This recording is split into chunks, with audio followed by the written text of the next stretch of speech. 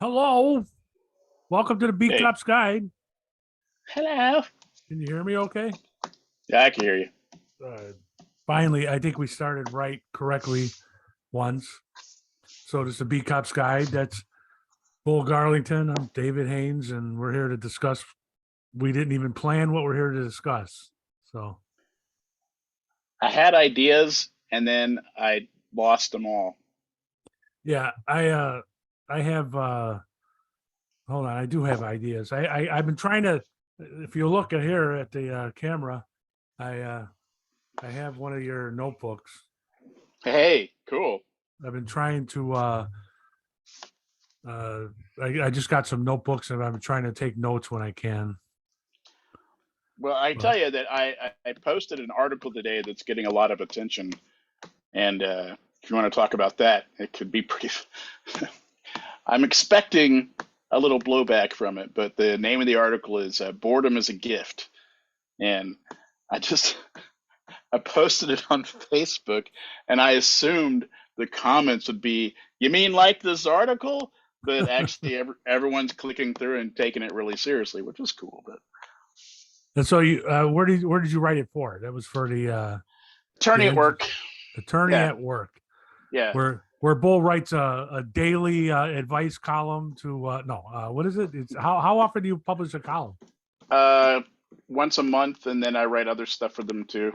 And but it's called Analog Attorney, and but this is a crossover article, so it's not the analog attorney covers tools and also practices that are non-electronic. So the thing about boredom is I started doing this idea came to me a while back and I've been doing research on it.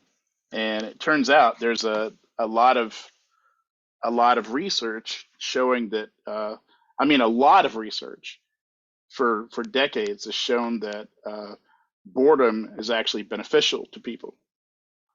And our discussion last week about the train got into the article, by the way.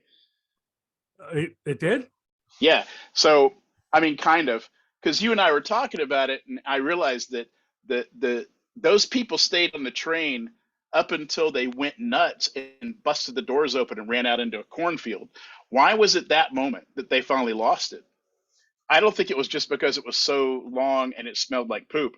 I think that's when they realized they were not going to be able to recharge their phones.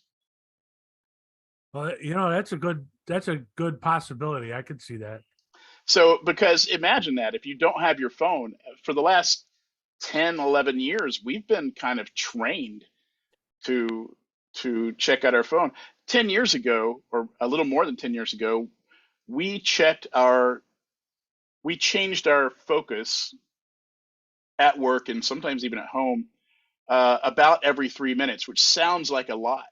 Today, we change our focus every 45 seconds, Yeah, I which can is see that. a lot. And we have eliminated the potential for boredom.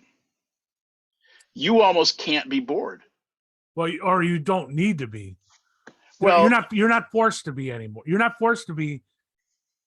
So yeah, I can see it. You're not. There's always something you can do, and right. not just like my wife says. There's always some cleaning you can do, but No, there's always but there's yeah, you can always turn to a book. I can open a if I get bored watching TV, I can open a book on my phone, or I can open up Facebook or whatever. Yeah, words with friends. I mean, if you're, the example I used was imagine being at, place yourself at the DMV, at 11:30 on a Saturday. That's going to be busy because all the people that work during the week are there because that's the only time they have the time, right? So, your ticket says 99, they're still calling two. You're going to be there a while. Used to be that meant you just sat there and ruminated and sat there with your thoughts. You might have a book, but a lot of people forget to take it. But not everyone's a planner. Now you don't have, if you stopped at a stoplight, it used to be you just sat there. Now you glance at your phone. right. Those people on the train. I mean, instead of everyone getting together and talking, it was individuals losing their mind. You know, and so it's actually you actually have to try to find space in your life to be bored, which is weird But you know what? And it's hard now that you're saying this. Trying to think about times when I've tried to do that. And I know when I go down to Tennessee, there's always a first or second day or whenever the first day is where I don't actually have something I have to do, where I sit there and go, I'm looking forward to waking up, getting a cup of coffee, and just sitting out on the front porch and listening to the birds and everything. And then it's after about 2 minutes, I'm sitting there going, okay, well, maybe I should check my news feed or my Yeah, Facebook. yeah, And because it's hard. you feel like it's empty space, and you're like, I need to fill this space with something. And but also your phone has trained you to look at it. You know, your phone knows if you're not paying attention. That's a terrifying thought. Not only your phone, but increasingly a lot of things in your house. One of the images I used was imagine your house in the dark, right, with all the lights turned off. There's a ton of little blue and red and green LED lights all over your house winking. All those things are paying attention to you. All right. You Some remind of me, them, go ahead. yeah. I was just going to say, there was a time where, because my wife is very good at this, she can put down her phone. The kids don't understand it. She can put down her phone and not look at it for hours on end. She'll just leave it somewhere, and like people yell at her for not being available. But it reminded me when you said that about turning off the lights that there was a time when the kids were young where I used to turn off all the lights in the house. I would turn off all the breakers so there was no electricity except for Holy the crap. refrigerator. Why would you do that? Well, you know what? When I was growing up, we had times where we didn't have electricity because of financial reasons. There were Sure. times we just didn't pay the bill, and Happened to me too. yeah, and so we never had that when my kids were little. But I always thought I remembered, even though it was like kind of humiliating to have your electricity turned off, those times where you're sitting in candlelight with no TV, reading by candlelight or just playing games or whatever, were a lot of fun. Um, Yeah. the reason why it wasn't fun, but that night or two that we had to sit there and do that was kind of fun. So I used to try to recreate that for the kids. Where I'm like, all right, no electricity tonight. We turn everything off and um, we'll play board games or something by candlelight. And you can't do it because everybody will be sneaking away, or something will come up where you have to turn off all the electricity in the house Yeah. and just be like, Interesting. yeah, I think that's a an extreme way to do it. However, I also think that that might be the only way to do it. You know, yeah. I I mean, mean, so my wife and two of her friends and her sister play cards every Friday night. I don't play because I'm a grown up, and they play a child's card game. Um, but and it's this game. The reason I don't play it is because it's really hard for me to keep up with. Every new card they play is a whole new set of rules. It's ridiculous, and it's hard to keep up because every turn takes 10 minutes, and there's 8 people play or 6 people playing, and just by the time it gets back to my turn, I've forgotten what the hell is going on. So I just quit playing with them. But I watch them, and they're in between turns. They're not really having conversations. They're on their phones. yeah, And I'm just like, why are you here? You could do this at home electronically. Why are you even in the room with other people?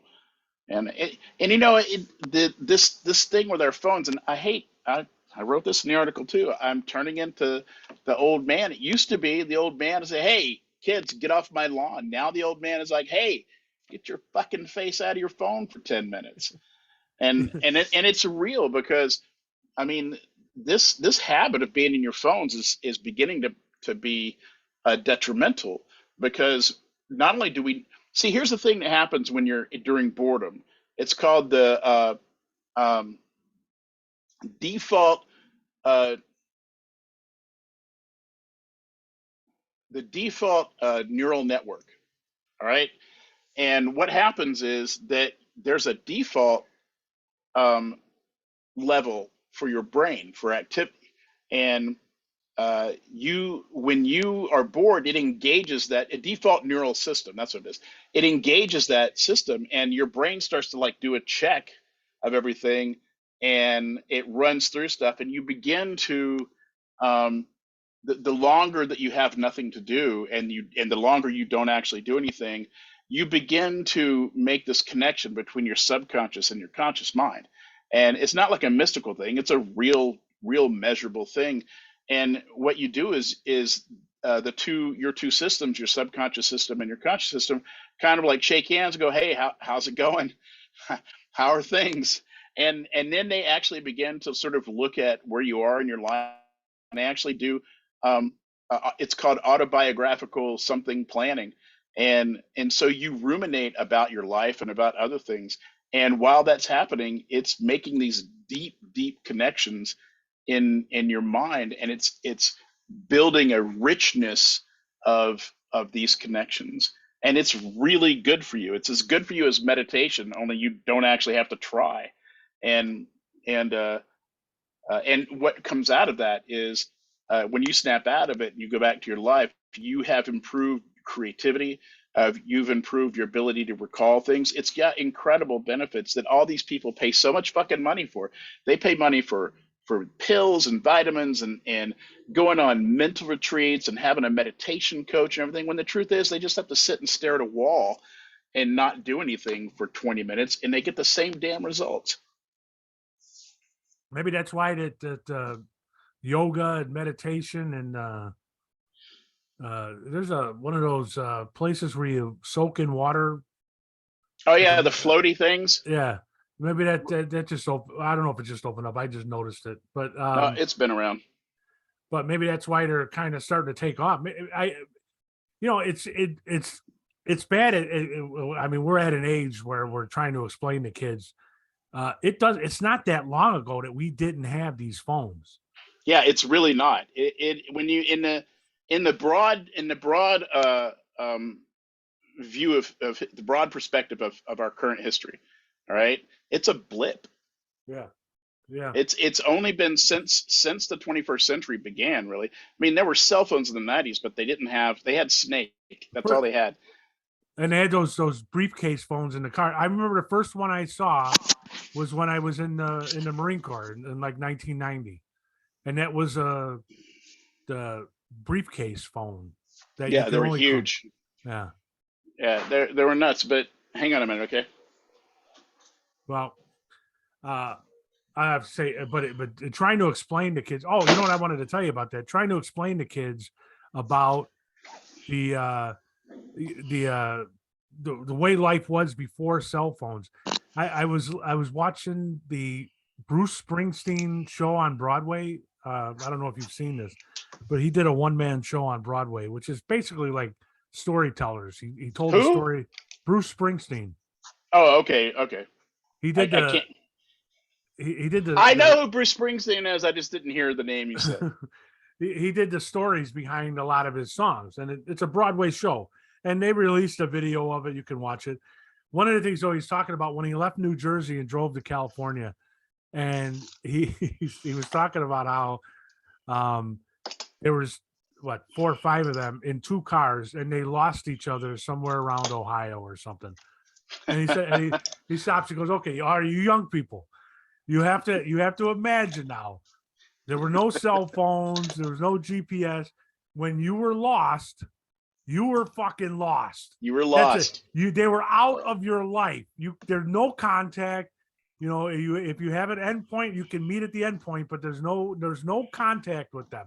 You can't find them. You can't call them. They're done. You're gone from your life. It's just you on your own." And I'm like, these kids will never ever know that. Now, I mean, and also you couldn't pregame stuff. Like if you were going to go to Spain, all right, if let's say you're going to take a trip to Madrid, you could probably check out like a Steve's guide, maybe if you could find one at the library or at a bookstore or something. But for the most, you couldn't go online and just go, "Where's the best places into Madrid?" Now you almost can't surprise yourself. But then, I mean, you were actually, going on a journey and discovering stuff. But now no one. I think it's a thing people are missing, and I have no idea how they're going to reclaim that. Yeah, I don't know. I mean, you're discovering things people have already discovered and told you are good. You're not. Yeah. You're not finding. Nobody's finding that good tea house somewhere in the middle of nowhere. I remember when I was 18 years old, well, 20 years old, I think, or almost 20. I drove from Chicago to California, and it's like me in a car alone with no phones. The only radio you can listen to is when you can get a a signal from some radio Yeah, station. you might have had an 8-track player, right? No, I didn't have that. That was after Nothing. Yeah. maybe a tape player. I don't remember, but and there was no ATM machines. If you ran out of money, you couldn't just pull up to an ATM and get money. Yeah, Uh, no. I ran out of money in Flagstaff, Arizona. I had no money for gas. I had no money for a hotel. I had to stay in a homeless shelter overnight until my dad could wire me money through Western Union. But they couldn't Yep. do that until Western Union opened at 8 o'clock in the morning. Yep. So, I mean, there were times I slept in my car because I was nowhere near a hotel, and you couldn't just get on your phone and go, "Where's the nearest hotel?" So you pull Yeah. into a rest stop, and hope some trucker doesn't molest you while you sleep overnight. It was like, but yeah, my kids will never have that experience. They even if they drive across country, there's GPS to tell you you're on the right way. Yeah. There's Google to find a decent restaurant or a cheap hotel or whatever. And they're never off. I mean, most people that are professionals are never, really never off the clock. You know, Right? my Yeah, wife works 24/7. I yeah. mean, So is mine. she works on vacation. She works, and she can, like you just said, now you can, no matter where you go, you almost always have a signal. And when we tool down the highway, even on the old back roads and stuff, most of the time she's got a signal for online, and she can continue working. You know. Yeah. Yeah, I don't know how, and man, trying to explain it, these kids do not understand. And I'm trying to think of something. I suppose when my grandparents talked about not having a TV, maybe Yeah. it was the same experience where I couldn't understand what they were talking about. Here's one from Alabama. Um, Not only did my grandparents not have a TV, they were some of the last people in Shelby County to get telephone service. Up until sometime in the 50s, they had a telephone, like, I think there was a feed store or something that had a telephone, and you could pay to use it, but individuals didn't have them. And if they wanted to, and people lived far apart, so if they wanted to reach their neighbors in an emergency, they literally yelled to them. So people would holler, and people had contests on who could be heard the best. But people would just walk out off their porch or stand on their porch and turn towards their neighbor's house and yell out, Frank McCourt, and then a little while later, they'd hear, "Yep," and they go, you got a cup of sugar? I don't know what the hell they would ask, but it was. That's the thing is, and I don't know. I don't want to go. So what you and I are doing right now is we're talking about what you could misconstrue as the good old days, right? And people have to be careful about that. Like right now, I'm reading. It's upstairs. I'm reading this book called "A World Lit Only by Fire," and it's by uh, what's that guy's name? Motherfucker, Manchester. Simon Manchester. He wrote the dictionary book. Winchester, Simon Winchester. Winchester. Fucking brilliant writer. I And have this that book. I don't think I've read it yet. dude, get into it. All right. So the way the book came about is he was writing an introduction to somebody else's book about Magellan, and he realized that the period when Magellan took off and went around the Horn of Africa, was he started looking at the politics and the way people lived and everything, and realized that it was a real transitional period.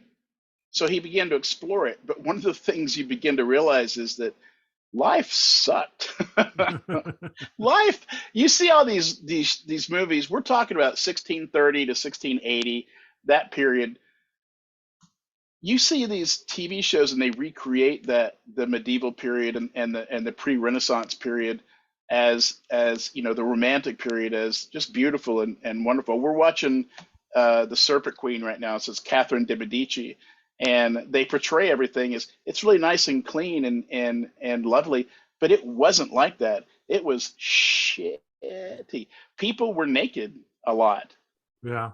because you couldn't go buy clothes. You had to make your own clothes, and because the merchant system was just beginning to happen. That's another thing people don't realize. They didn't have stores. Stores were a new thing around that time. You didn't like, if you needed a pen, you didn't go to the pen store. You fucking ripped a quill out of a goose and made it yourself.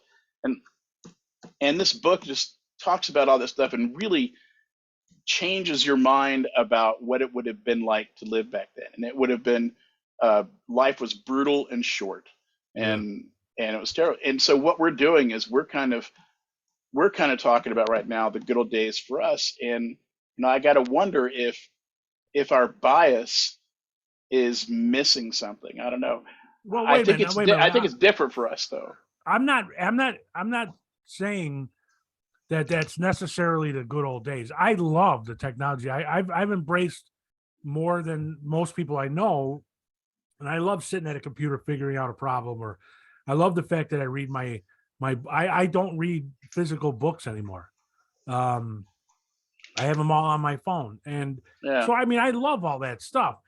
But I also realize that there are certain experiences that people just won't have anymore, or Yeah. at least they won't have unless they really try.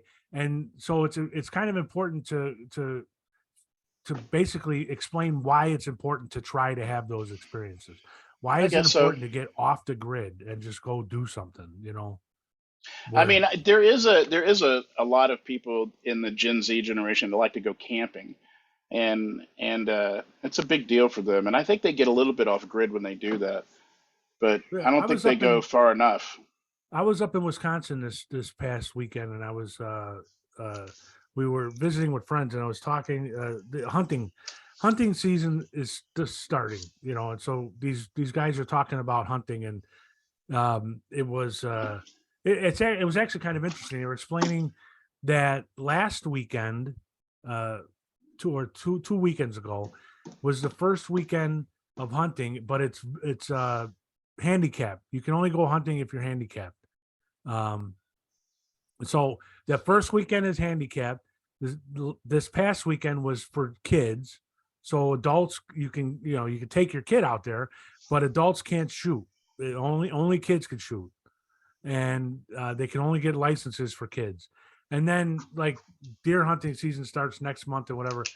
But it's like at the very least, the guy I was talking to was taking his grandson hunting and going out all day, dusk till dawn, or dawn till dusk, and completely teaching them to be quiet and to wait and to hunt and to do all that stuff. And people can say what they want about guns and hunting, and I understand people don't like it. If you're listening, I understand. I'm not going to get in an argument about that. But the idea of a 10-year-old kid sitting outside in the windy, chilly air, wasn't that cold, but chilly, for 10, 12 hours and being quiet and being off their phone and being away from the TV, and is really a healthy thing, mentally speaking. They didn't even get it. They didn't even, it was pheasant season, so they didn't even get a pheasant as far as I know, but they were out all day. And Well, and there's another benefit to that too, and that is, what I mean. First of all, there's no way that kid's quiet the whole time, well, but it's quiet-ish. low talking, but they get to talk to their granddad for a Oh yeah, long that's true. time. That's true. That's fantastic. I mean, my best memories of my grandfather are similar. It's going fishing with him. We'd start on one side of the lake and just drift all the way across back home, and it took like about 3 hours, and we just fished and talked quietly the whole time, unless I did something, and then he'd cuss and yell at me. But I mean, that's a good thing. And yeah, you're right. Remember when we went fishing with our sons when they were really little? And I forget. I don't know if it was Nate or Connor, but one of them was just, we're really quiet for a long time, and it was just beautiful, like Hamill and everything. And finally goes, man, this lake has great graphics. I I can't remember which one of them said that, but both of them, neither one of them laughed as hard as we did, because they Yeah, couldn't no, understand why we found it to be funny. that was fantastic, man. You know what? We I probably told that joke every year since too. So we learned probably. something from our kids. Yeah, the thing is that one of, see, you see this as well, I don't know. I see this as kind of, I see it as a dangerous thing. And that might be just, again, that might be my bias. I don't know. So, like, for What's a instance, dangerous thing? that people are always on their phone. Oh, okay. And I see it as dangerous. For instance, when I wrote this article, I don't just write an article, I do a crap ton of research. I go on, for those of you, anybody who's doing research out there and you're having a hard time, um, get a library card, because you can log into some of the great scientific databases for free. And so I use JSTOR, which is the Journal of Scientific something. And so, I'm citing papers by research scientists on this stuff. And so it's not just yapping. There's plenty of data that backs up the idea that people that are on their phones all day, every time you switch focus, all right, and we're doing it every 45 seconds, every time you switch focus, you use up glucose in your brain. So people that are having trouble sleeping and people that are exhausted a lot don't realize that they're actually, part of that is because they're on the phone all the time. You are literally starving your brain. It talks about the myth of multitasking. People praise multitasking because productivity is praised so much. There's no such thing as multitasking. You literally can't, unless you're a magician, you can't do two things at once. You can only, what you're doing is you're doing a whole bunch of things in a row. Right. You're definitely not, and you're just switching your focus, and it's actually bad for you. And so, I mean, there's that. I try not to read books on my phone. I remember. I remember. I'm sorry. Just getting back to what you're saying about multitasking. Right away it popped into my head a scene from MASH where Charles Winchester first comes on the show and he's explaining what kind of a doctor he is. And he says, "I do one thing, I do it very well, and then I move on to the next thing." And what you're saying is basically that's the way we should try to be more. Yeah. Yeah. Single tasking. There's great. That's the way I work. I finish one thing before I go to the next thing, and so I try to keep my focus on one thing at a time. There's a lot of value in that. And, mindfulness is a huge watchword right now. And I hate the term because it just sounds so trendy and everything, but mindfulness is an important thing, and it's definitely slipping away. And I don't know how people are going to pick up on that. The digital publishing industry I don't mind it in music because I love being able to listen to anything I want because I'm a music freak. But Yeah. the problem with books is that you're reading them in such a small format. Oh, you mean on the phone? Yeah. And so I think if you're reading maybe on a tablet, it's not the same thing. But any device that's not the same size as a regular page, when they publish books, even if a book is small, they just shrink down the type because there's a thing called reader fatigue. And so you have to have your sentences have to have an average number of words per line on a page in order for it to be a comfortable read. And so, I think it's somewhere between 7 and 9 words per line on a page makes for a comfortable read, which is why fonts are standardized for different. So if you have a 6.6 by 9 book, you definitely want to be using, an 8-point font or smaller, and well, not too much smaller. That's why newspapers use such small font, because when you read a newspaper column and there's only like 5 words per line, you get fatigued from dropping from line to line. It makes you not want to continue reading, and it also makes it more difficult for people to drop into the willing suspension of disbelief, which is the whole purpose of literature. And I have a problem with the books, and yet at the same time, I own 1,000 of them. Yeah. On my phone. I'm reading one right now because it was just I was it's lying in interesting. bed.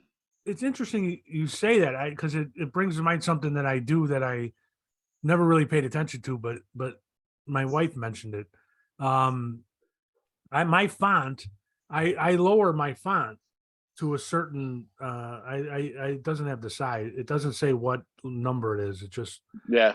But my like she doesn't read it as she's like, how do you read it that small? And I'm like, well, I don't know. It's just comfortable.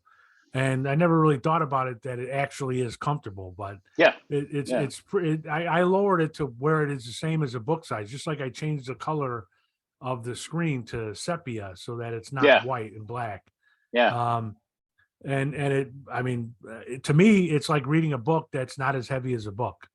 I Yeah. can, you know, There's a lot of things about electronic publishing that are problematic. And for instance, a lot of people probably thinking, hey, instead of reading it like this, why not read it like that? Well, okay, that does eliminate part of the problem. But now you have a new problem, and that is that you're constantly scrolling way more than you were when the phone was vertical. And that presents a brand new sort of fatigue. yeah. And you feel very limited. Whereas with a book, you know, uh, when you use just look at me, I'm illustrating a book. I don't know what I'm trying to show you. No, I know what you're saying because I noticed it when I bought my new phone. I got a Z Fold, and Yeah. one of the things I love about it is when I'm reading, and I mean, people listening can't see this, but I don't open it all the way, and so I still have that sort of a book feel to it. Yeah. It the like the spine is a little closed, and I do notice there that I do enjoy it more on this phone than I did on my old phone, where you were because basically instead of having two pages, so when we're used to reading a book, we have two facing pages that we read, Yeah. and then when And you read two, margins. yeah, and when There's you white read two, space. and when you read the two pages, then you flip it. So when you're reading it on a phone, you're flipping the page twice as often. That is true. Right. And it's Yeah. like you're looking through just a little window when you really think about it. It's not like it's when you look at a book, you have the entire page right there. And here's another thing. When people read, no one is going to believe this, but if you really think about it or pay attention when you're reading, it's true. You don't just read that one line. You drop down through the text. Yeah. It's unconscious for most people, and most people don't even realize they're doing it. But you bounce backward and forward in the text as you read, and that's one of the ways you develop context. You don't just stay on the line I have a consciously. theory about that. Why What's we that? do that? It's because of the way we were taught to read as kids. Remember when you were in school, when you were in second, third grade, and somebody would have to read aloud.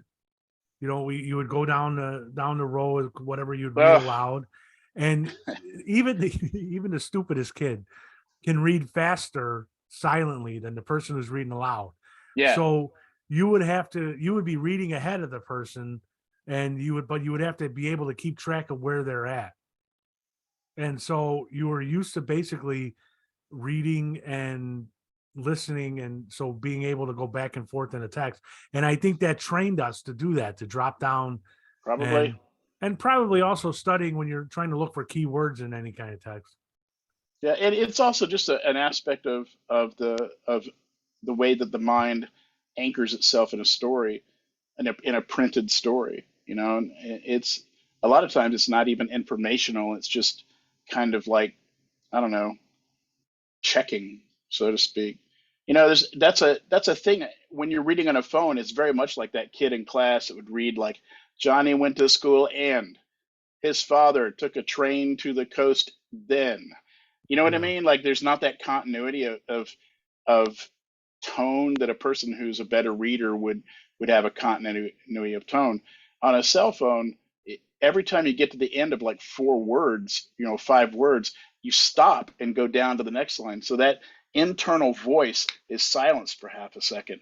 And I don't know, it's probably something that we'll get over pretty soon. But for the moment, I'm going to decide to be completely infuriated. Well, you can also lower the font so you're reading more words on a line. Yeah, that's true. I have a hard time with that because I'm, old and half blind, and plus my phone is tiny, man. Yeah.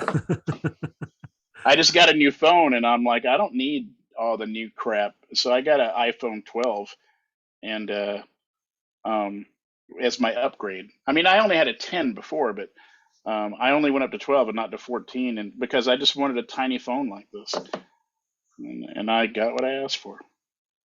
Yeah, I like the big one. Yeah, I didn't remember that you said that. All right, so we only got like 4.5 minutes left. So let's bring it back to boredom a little bit. Sure. Let's just try it. Let's just sit here and not do anything for 30 seconds. Okay, But I mean, what else? What other like boring? I mean, what other aside from the neural? What did you say? Neural processing net. I forget what it's called. The default neural system All right. is what it is. So, was there any other reason why people should be bored? Yeah, because it deepens. Well, like I said before, it deepens your connection with your subconscious, and it helps you develop a richer mind. Simple as that. It helps you develop a richer mind, and a more connected mind. And it helps ground you. I mean, if you want to get a little abstract, we can talk about simulacra and simulacrum, or the Baudrillarian theory of reality, and how right now we are like 3 times removed from the real. And so by turning on, because is the first remove is signage and images and everything. Those are one step away from the real. And then you have the electronic reproduction of those images, like a television. That's a second remove from the real. And then you have the ideation of it, which is the ideation of advertising and marketing and such, which is a third remove. And then you have us looking at all of that through a phone, which is a fourth remove. That's a hell of a lot of removes from what's real. And when you turn everything off, you're suddenly part of what's real. Yeah. And there's a richness in that, and there's a goodness in it. And it terrifies people. That's why I'm telling you. That's why the people in that train lost their shit. It never occurred to them to all group together and talk and chat. What happened is they all went completely individually ape shit and ran off into the cornfields. Some people did, but some people made it. That would have been a very good case study if they have since they didn't have electricity. I'm assuming they didn't have video, but I would love to talk to all those people. And this is, by the way, for those of you who didn't listen last week, damn it. This is about the train from Detroit to Chicago that took 19 hours, lost electricity, lost power, and people went a little nuts. But it would be interesting to see what percentage of those people went crazy, what percentage grouped together and like you said, became we're in it together, and how many people were saying like I thought I would have acted like I'm gonna get to the end of this just because it's a great story to tell. Yeah, I reached out to Banbury, but I couldn't get through to him. We should try to see if we can interview him. Yeah, I thought it would be, well, I wanted to get his take on my idea about that article, and I was like, was the inability to charge phones like the last straw, but first of all, I figured out which Banbury from Detroit was the right one was hard, and when I finally figured I had the right guy, there was no way to get in touch with him, and I think probably he's been inundated with reporters, so he was sick of it. Yeah, maybe we can find somebody else who's on that train. I'd love to. I would love to, man. I think that's one of the most, to me, that's one of the most interesting things that's happened in a long time. And a lot of people are going to roll right over it like it doesn't matter. Yeah. But I think it's an incredible real life metaphor for what's happening in everybody's lives right now. Look at these little kids. This is the real terrifying thing is little kids. How many times are you in a store or somewhere and there's a little kid who's got an iPad and instead of being part of what's going on, they're just like playing whatever game little kids play on an iPad. And right. I realized those kids are never bored. Right. Where is their imagination? Oh, and this is another thing. This default neural network and the connections that it develop the fastest and the deepest between the ages of 2 and 7. And so if you don't develop it, and we're about to run out of time, so we can just keep talking until keep talking. So, and the other thing I like about gorillas is when they hold one of the bazookas, and there was a gorilla in down